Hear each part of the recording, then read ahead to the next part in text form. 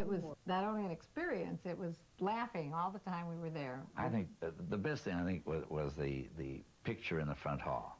It was amazing because we went into the front hall and here was this long picture and it was on its side. So we asked her why and she said, well, I don't have a 14-foot ceiling. So of course I hung it on its side. She also said most people don't even notice that the picture's outside, which shows sometimes people don't even look at what's around them.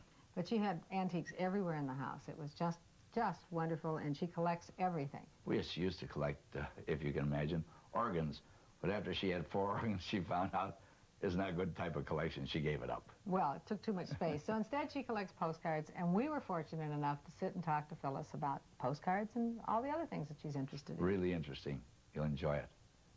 Thank you for inviting us over. I can't believe you have that many postcards. Well, and there are more. Why did you start saving these? I tell you how it happened. Bob Hope was in China a long, long time ago, and I got a postcard from him showing a wonderful, lovely Chinese landscape, and it said, my laundry is stuck together. And it just struck me so funny. And I started sending him funny cards, so retaliating. And then it sort of expanded. They got to be so funny, and I thought, ooh, I got to send this to the kids. And then I thought of a few close friends, and the first thing you know, it got all out of hand. There's 270 on my list now. When you buy a postcard? I have to buy that many. As you're traveling? Well, who writes? You can't write them all. I used to write them by hand. Now, the addresses are on a little stamp, a little sticker. I have my 270 all on stickers, including the president, George Shultz, and George Bush, and all those people that, you know, that I like to keep in touch with. Now, what do you say on a postcard? Oh, well, here's an example of that famous scene from, I don't think that's going to show, I don't know what. It's a famous scene. They're standing around a birthday cake, and it's from Gone with the Wind. There's Olivia de Havilland, and they're looking at the cake, and they all look a little dour, and it says here, Grandma says Jesse spit in the batter. That's an example of one funny. Here's one. It shows a very tall, tall, tall thing. I believe that's probably a building at the Chicago airport. It says, I got the apartment cheap, but the steps are murder. Oh, and you send these out all the time? What do you do? You buy them when you're in a city? You buy 300 cards? I buy them all. Here's a cute one. Two girls in Hawaii standing in the water, and it says, 2 girls talking at the laundromat. Here's what I do. I used to go up to the rack, the first thing I got to the airport, and buy all the ones that I could think of captions for. But then it meant that they didn't all go to the same people. I had to decide.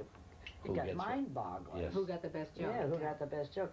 Then and I was paying top price. Yeah. Now you get a poster. Now, my darling, I walk up, I buy one, and we look on the back where to order it. And we ordered 270. And then I get some sort of a rake-off, you know, a little better price. Now, you send them, but you also get them. Yes, I do get them. The stamps alone cost a lot of money, you know.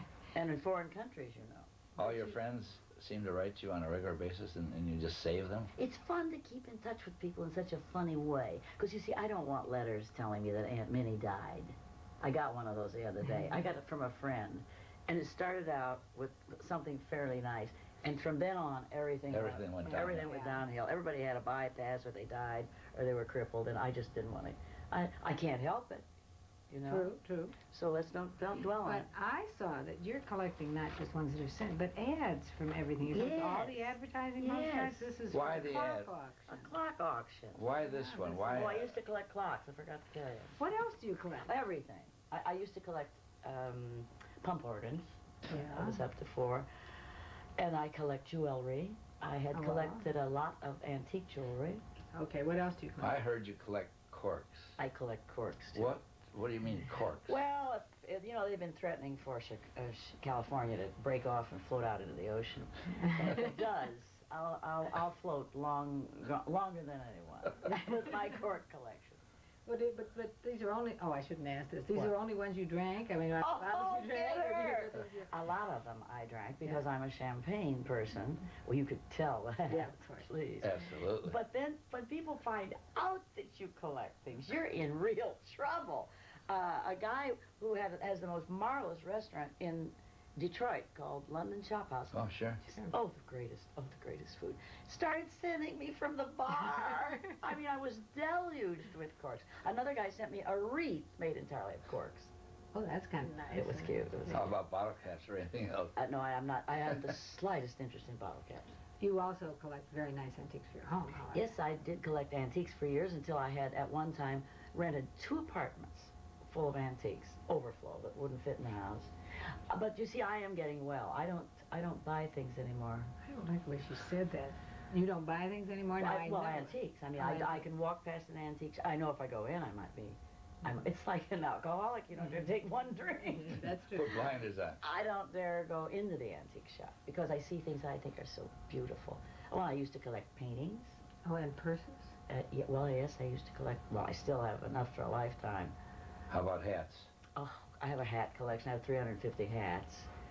Oh, and I have a wig collection. I have about 300 wigs. Do you keep all of your costumes? I have to because, you see, whenever I get a role, I save myself hours and travail by not having to go for a fitting. I have anything, any movie or any role could call for right here. You don't change your shape? No, I don't. Oh, that's How very wonderful. good. I have my college shape. It doesn't look the same, though. Believe me, something's happened to it. I have stretch marks that glow in the dark.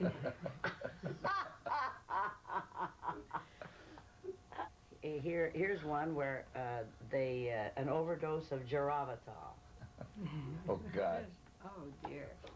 But you see, now, those cards I'm not very fond of because, you see, that is a funny card. Yes. I like plain cards that I can write. Here's a kind of a cute one. I don't know where that shows. The Rubiks live here.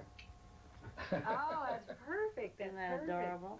Oh, here's one I adore. There's 2 great big melons in this kayak, and this is from Hawaii, obviously, this pretty girl rowing Dolly Parton's falsies to the mainland. Oh, here's a darling one. This is all that hanging brown stuff. I think this is probably Australia. It said, damn, my fudge exploded. Well, you really have fun with this, don't Yeah, you? oh, here's one of my favorites. Here's one of my favorites. It says, the bleach is too strong. This was a sheet. Oh, I like that. I like that. Yes. Well, there's 270 lucky people in this world that can post it. And do you send them often, like 2 or 3 times a year? Yes, I think I probably do one mailing a month. Do you really? I love to do them from foreign countries because that way they get a foreign stamp. Some people, oh, I forgot I collect stamps. Anyway, a lot of people. Have you put an addition on the house? Well, I'm going to have to stop. It has to stop. But I love to send them from, say, a place where they have cute foreign stamps. But you see that the cards never come from where I bought them because I have to bring them home and process them. Oh, sure. So if you Yes. then you don't So, send you know, I'm in Italy and they get one from Boston. And then I'm in Boston and they get one from St. Thomas. Do you think anyone should be a collector? You think it's fun to collect? It's fun to collect. I think people who collect things always have tentacles reaching out to other people. It's a connection with the world. That's very good. That's Yes, true. it That's truly true. is. Well, you Because you meet other people who collect, and they send. Bob Hope's decorator collects of all things, pigs. Oh, all right. Okay. I sent her one. A big one. A real one? No. But there's no explaining it, like your carrot bag man. Yeah, and if he enjoys it. See, this man felt that we didn't realize the beauty around us. Well, he's right.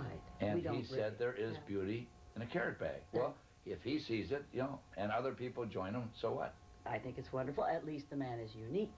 Yes. He's very Well, That's we for sure. promise that if the postcards come to you through the show, we will be sure they get to you so you can have the pile. Not Oh yes. fine. If anyone should want to send you a postcard and send it in care of the show, we'll be glad to see that they're forwarded on to you. I appreciate that. Thank you, Phyllis. We really enjoyed seeing your postcard. It's really been delightful.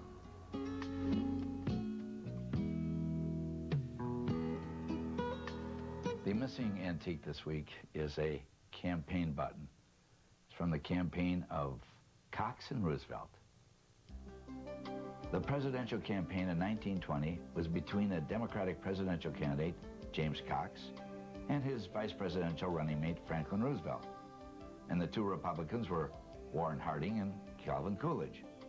Now, this was the first campaign to have inexpensive lithographed tin buttons in quantity.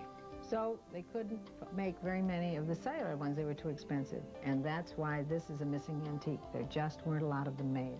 The most expensive one was 1 1/4 inches across, is celluloid, printed in black and white, and it sold for $33,000 in 1984 to a collector in Chicago who has the world's biggest collection of Roosevelt memorabilia. Now, there are also other buttons with Cox and Roosevelt. They all sell for at least $4,000. So if you've got one of these, we'd like to hear about it.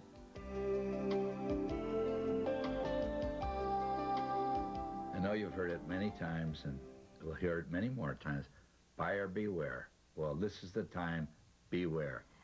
We just bought these. These are fake doorstops. Some of them are fake doorstops. Well, they're still doorstops. Yeah, they're still They're reproductions. Right, they're reproduction doorstops. They're made from the old mold, so it's very tough to tell the difference. But we'll give you a quick clue now. Two of these are old, and you can see that the colors are different on the tulips and the lady. But if you look at the others carefully, and they're aged, you may get into trouble. But this line of doorstops has nicely put on the back the letters CN. And which of gives you a course, hint. what they also did is they put a little paper label, which unfortunately falls off, that says made in Taiwan. But watch out for them. We're going to talk in great depth about doorstops a couple of weeks from now. But right now, we just want to warn you, don't buy the doorstops with CN and think you're buying an old one. We're talking with one of the greatest collectors of doorstops in America.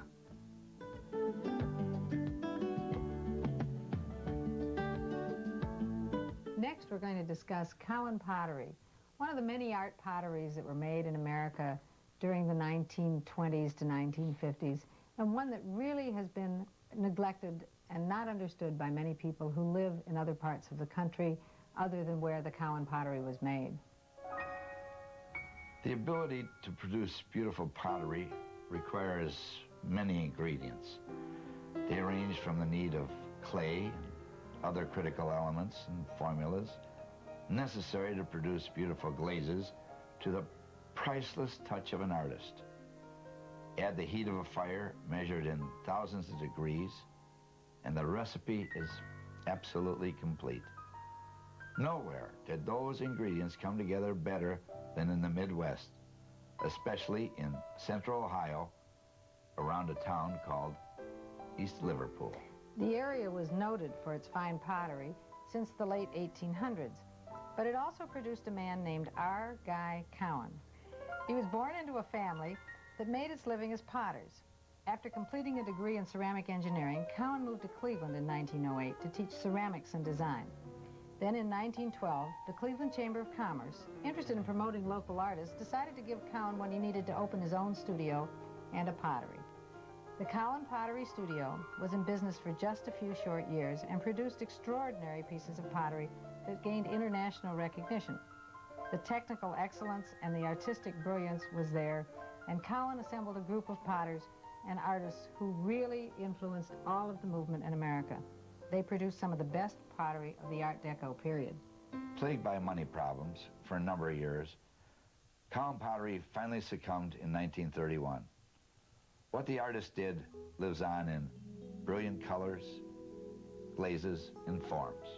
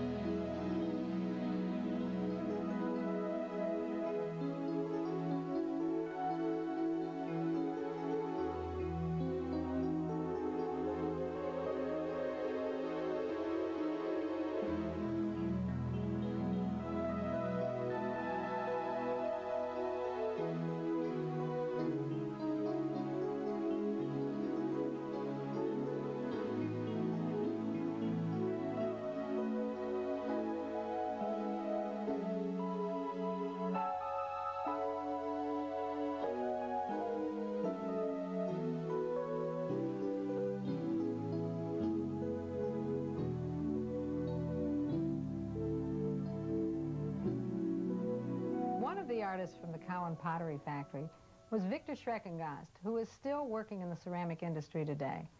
Artists are sometimes talented in only one field, but Viktor Schreckengost is known for his teaching talents, his pottery designs, his paintings, and his sculpture. He's also been a designer for many ceramic firms in the United States. He developed several new techniques for working with clay. He's not only an artist, he's a technician, and he's won awards both for ceramic and architectural achievements. But he does remember the early days at the Cowan Pottery, and it is fun to hear him reminisce. Most of the pottery in this part of the world, in the Midwest, was in the southern part of Ohio, around East Liverpool. East Liverpool. Whatever caused someone to think they could start a pottery up north in Cleveland where there was no clay? Well, I think it's like, why did they make tires in Akron? There was no rubber. Yeah. You see? Well, you can always bring it in. And So the I was artists born- were here. The artists were here. My family have been around that area for some time. My father worked at the French China, and my uncles and everybody. But I swore when I came to art school, I would never do pottery until Guy Cowan got a hold of me as soon as I was here in school. What did you want to do? What was your... Anything but be a potter. I had done that all my life. I started and played in the potteries when I was a kid. And Guy came to see me when I was a freshman and said he'd look forward to seeing me a little later when I got my basics out of the way. And I said, goodbye, Guy, I'm not interested.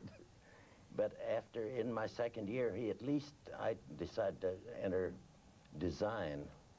And I agreed to take pottery as a minor. He appeared there and talked me into trying at least to stay in the business. Guy Cowan was basically a chemist, but he loved the arts. He just loved to be around artists.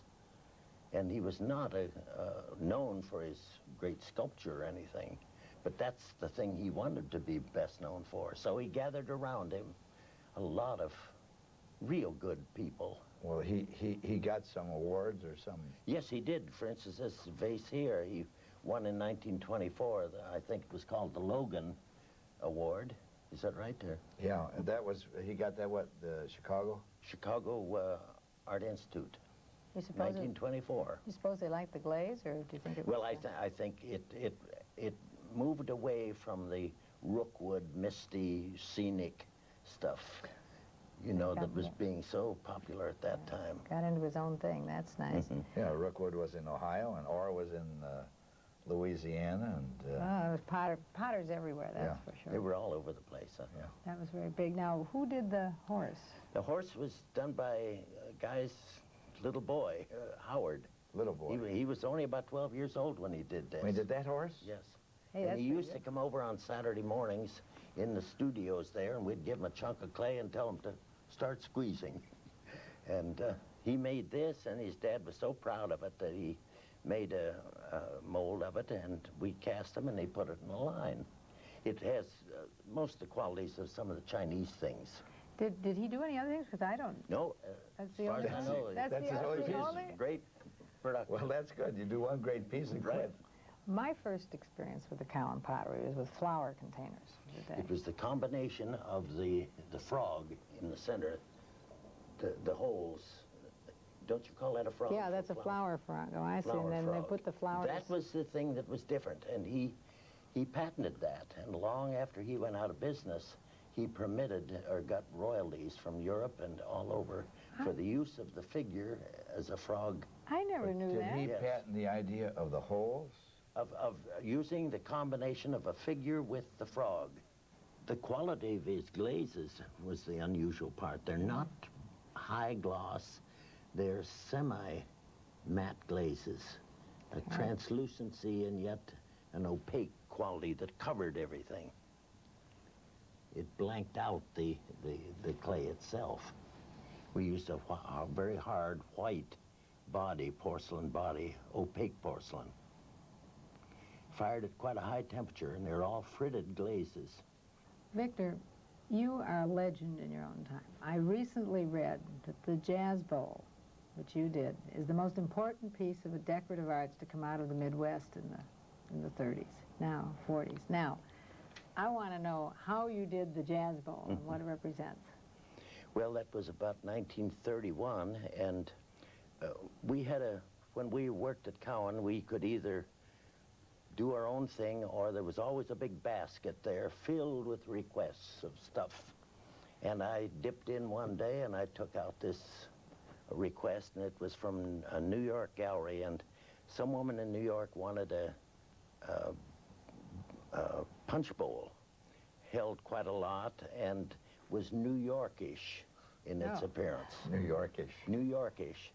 Well, so I thought that was kind of a challenge, and I went back into the place and started to make some sketches. And I remember New York as being at night with the moonlight and everything's this gorgeous blue over everything.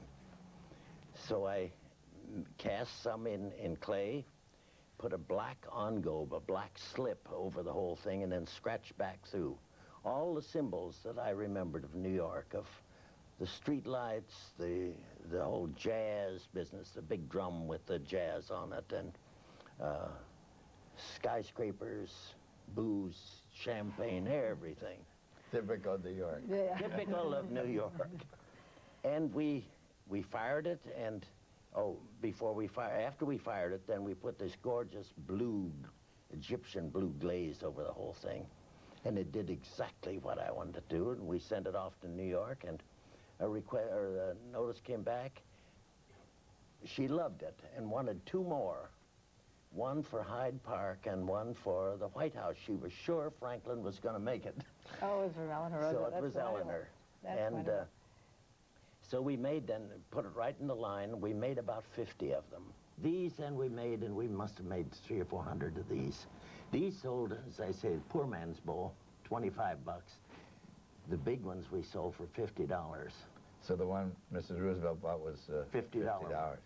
I entered one at the May show, and as I was going through the receiving line, William Milliken, who was director then, said, "Mr. Schreckengost, I changed the price of that one bowl of yours." And I said, well, it's all right, but I hope you didn't reduce it too much, because I have to pay 1/2 of the fee to the Cowan Pottery. So for the $50, I would have to pay Guy $25 for it. He said, no, I changed it to $200. And you know, Guy Cowan found out about that, and I had to pay him $100 for that. Oh, I love it. And what's it worth today? well, I don't know exactly, but about 2 years ago, one was sold in London at an auction at Christie's for $12,500. And Alistair Duncan, who wrote the new book on Art Deco, is recommending that it be sold for $45,000 to $50,000. Victor, can't you make some more of these? I should go back in business now. But there's still a lot of Cowan pottery that can be purchased really at not very high cost. I mean, I suppose so. A lot of people are still not aware of its value. Our visit with Viktor Schreckengost was one of the most inspiring evenings I think I've ever had. He, at 81 or 82, was like, he bubbled and was like a boy of 20 talking about his first love. It's still his first love. He's still actively working in the ceramic industry, but I think what I like the best is when he told us that Elliot Ness's wife, who was working at the pottery, was the best-looking woman on the staff.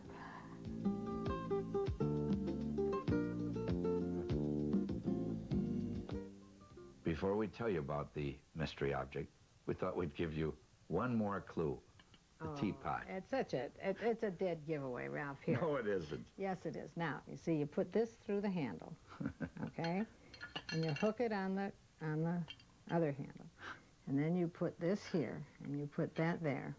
And now you want to tell everybody what you're supposed to do after all of this? So when you pour the tea, any drip would be caught on this little piece of material. So I guess that's a dripless teapot now. It's sort of neat. It is. They still make these, by the way. You can still find them. Well, then it really isn't that tough. Everyone should have known about it. Of course. This is a 1920s one, but you can still find one.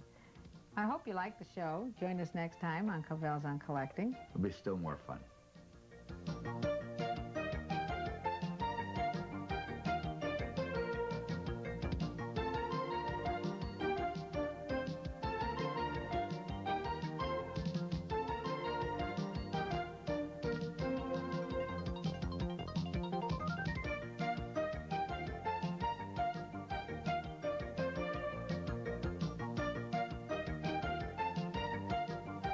miss a very special 20th birthday bash on the season premiere of Evening at Pops with Robert Merrill, Roberta Peters, and many other guests tonight at 9 on WVIZ.